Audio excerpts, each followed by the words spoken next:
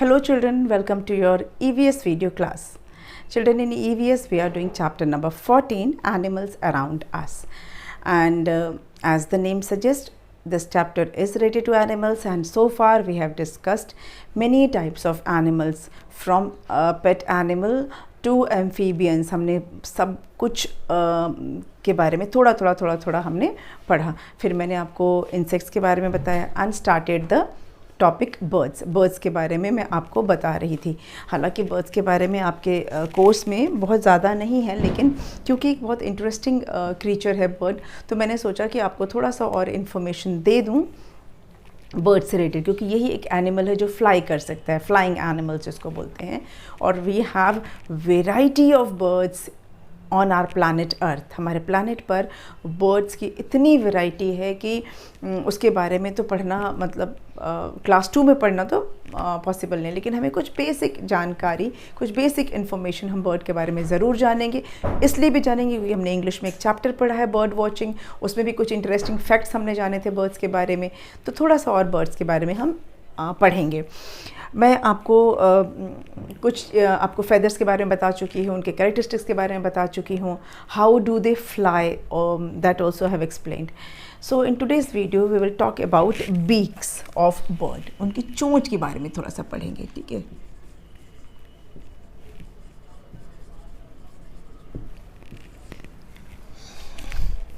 Birds के beaks के बारे में. चिल्ड्रन, ये तो हम जानते हैं कि बर्ड्स के टीथ नहीं होते, दे have beaks. Instead of teeth they have beaks.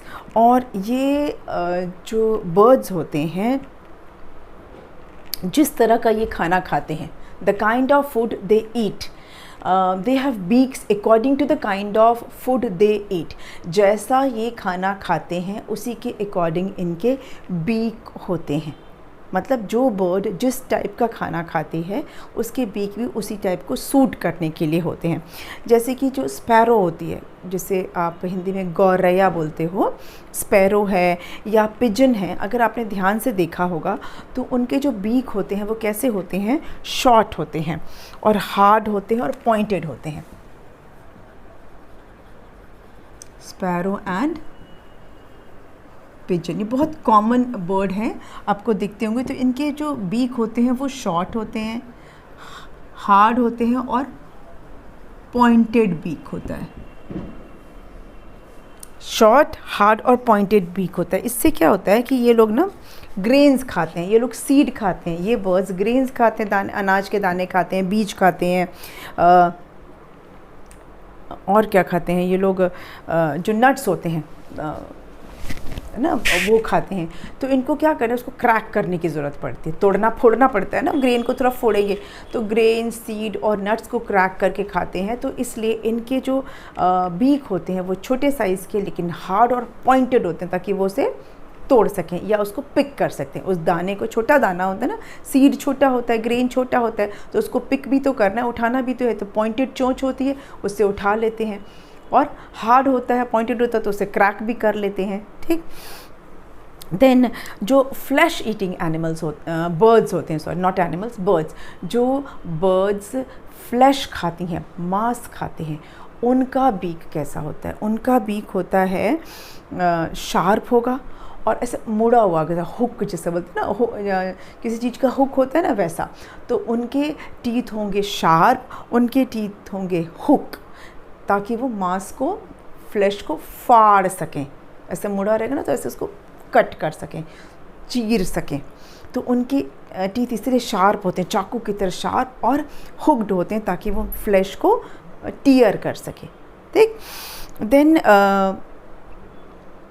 Would picker, जिसे हम हिंदी में कठफोड़वा कहते हैं और इंग्लिश में से वुड पेकर बोला जाता होगा. आपने देखा होगा वो ना ट्री के बार्क पे टक टक टक टक टक टक कॉन्स्टेंटली उसको ठोकता रहता है.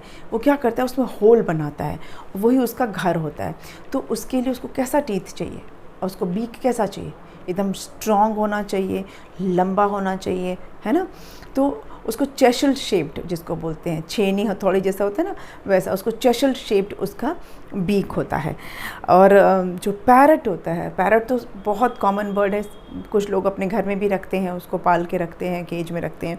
तो पैरट के जो बीक होते हैं वो कैसे होते हैं, ऐसे हुक्ड होता है, देखा होगा ना, ताकि वो मिर्ची को ऐसे ऐसे खोल सके और उसके अंदर का दाना निकाल के खा सके, या फ्रूट्स को छील के उसके अंदर का स्कूप कर करके खा सके। तो पैरट का भी हुक्ड होता है, ऐसे करके थोड़ा सा रहता है, आपने देखा होगा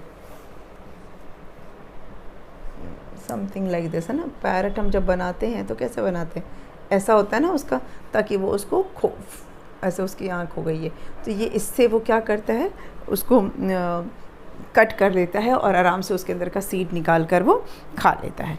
तो इस तरह से जैसा वो खाना खाते हैं उसी से सूटेड उनके बीक होते हैं। अच्छा, जो डक होता है उसका आपने देखा कैसा होता है, चौड़ा सा होता है, ब्रॉड सा होता है। डक अगर हम बनाएं तो उसका थोड़ा सा ऐसा होता है डक का, है ना।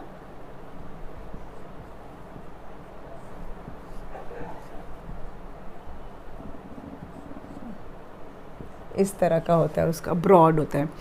तो वो इससे क्या होता है कि वो जो कोई अगर मिट्टी में वो फ्लोट करता है पॉन्ड वगैरह में, और उसको कभी मड में से कुछ खोद के निकालना हो तो ये इसके लिए एक शॉवल की तरह काम करता है, मिट्टी खोदने का काम करता है। ऐसे ऐसे करके खोद के उसके अंदर से चीज़ वो निकाल के जो उसे खाना होता है वो खा लेता है। तो इस तरह से जैसे मैंने बताया कि उनके ईटिंग हैबिट्स के साथ सूट करता है उनके बीक्स। अब बात करते हैं उनके फीट और क्लॉज की, जो उनके पैर होते हैं ना उसकी बात करते हैं। वो ऐसे कैसे होते हैं, फीट एंड क्लॉज, जो उनके पंजे होते हैं पैर के, उनकी बात करेंगे बर्ड्स के। जो साइज़ होता है या जो शेप होता है फीट का या क्लॉ का, वो भी डिपेंड करता है कि वो बर्ड क्या खाते हैं। यस, बर्ड के जो फीट है या बर्ड के जो क्लॉज हैं, वो उसका शेप, उसका साइज़ भी डिपेंड करता है कि हाउ एंड व्हाट इट ईट, कैसे और क्या वो बर्ड खाता है। ठीक है, how and what it eats, उसी के बेसिस पर उसके पैर या उसके क्लॉज भी होते हैं। जो पर्चिंग बर्ड होते हैं, जो पेड़ों पे बैठने वाले बर्ड होते हैं, जैसे कि क्रो है, स्पैरो है, तो उनका सिलेंडर जैसा क्लॉ होता है, ऐसा पतला सा क्लॉ होता है। इससे क्या होता है, वो ब्रांच को वो आराम से पकड़ लेते हैं, क्योंकि उनको ब्रांच पे बैठना होता है तो ब्रांच को वो आराम से पकड़ लेते हैं। उनका सिलेंडर उनका क्लॉज होता है।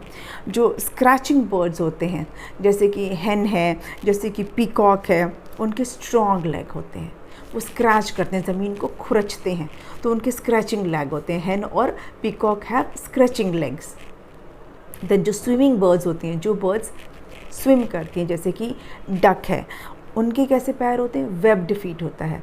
और वेब्ड मतलब क्या होता है, वेब्ड मतलब होता है ऐसे ना, ऐसे मकड़ी के जाले की तरह। तो ये क्या होता है, उनको स्विम करने में हेल्प करता है, स्विमिंग में हेल्प करता है।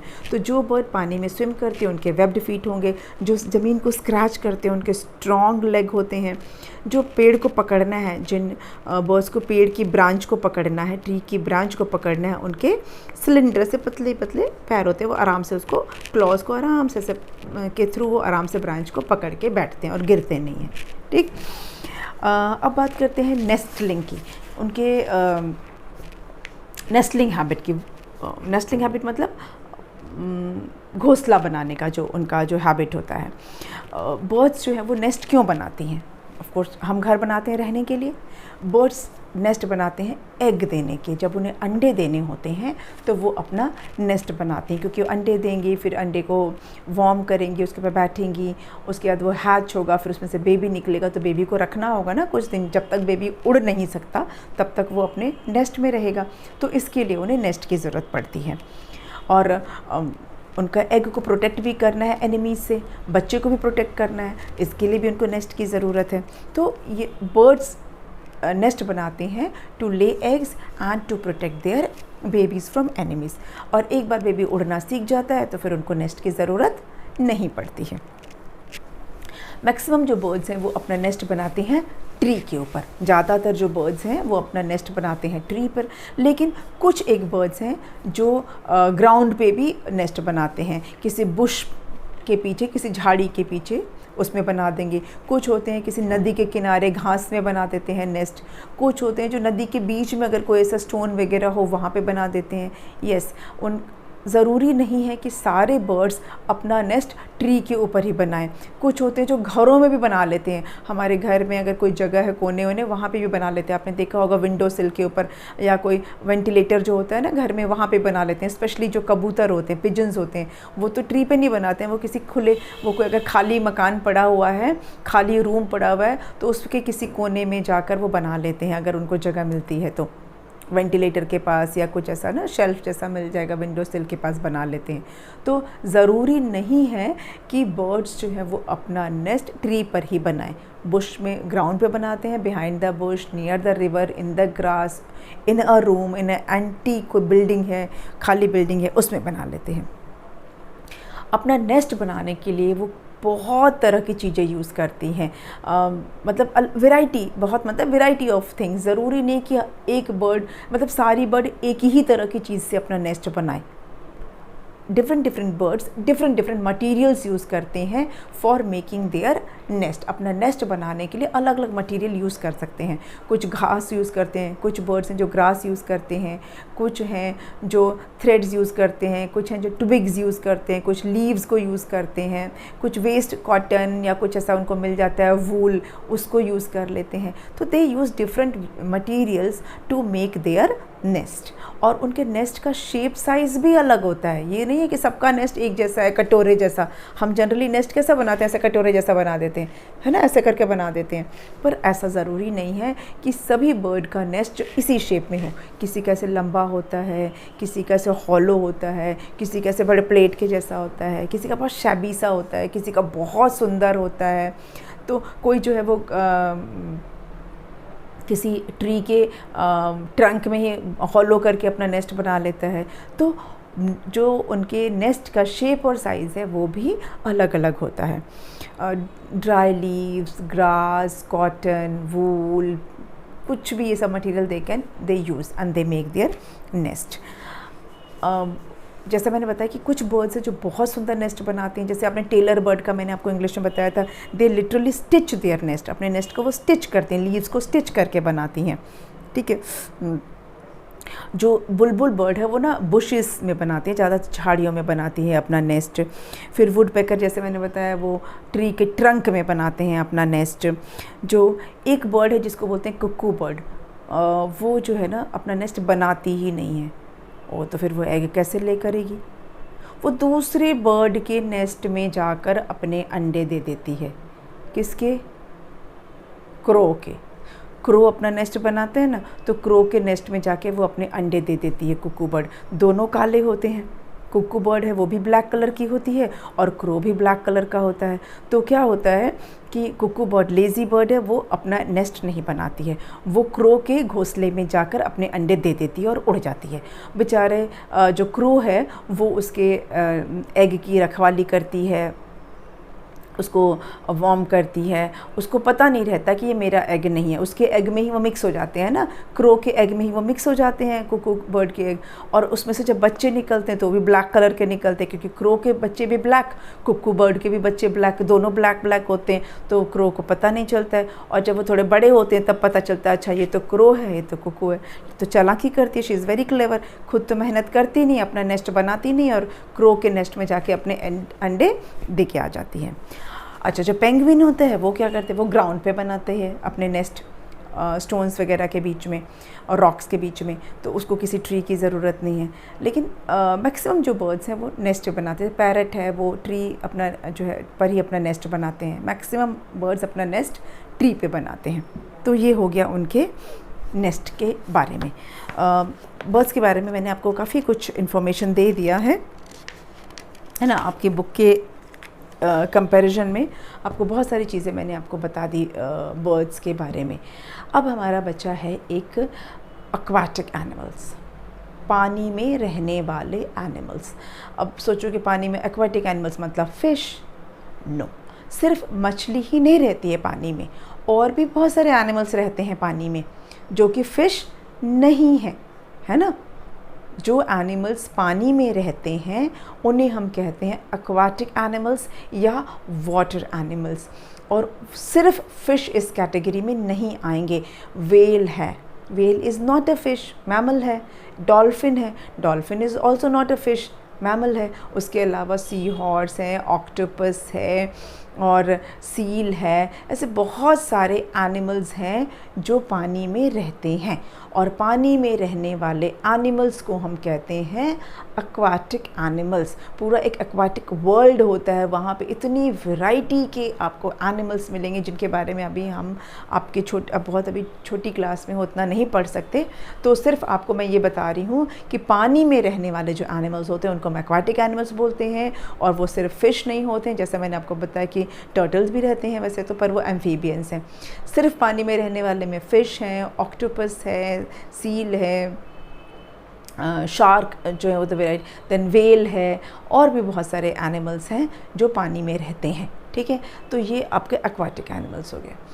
अब बचा इस चैप्टर का एक समरी और उसकी बची एक्सरसाइज, तो ये हम करेंगे नेक्स्ट वीडियो में। नेक्स्ट वीडियो में आपको थोड़ा सा और मैं एक्वाटिक एनिमल्स के बारे में इंफॉर्मेशन दूंगी, और साथ में हम स्टार्ट करेंगे एक्सरसाइज। ठीक, तो मिलते हैं नेक्स्ट वीडियो में with the exercise and some more explanation about aquatic animals. Thank you.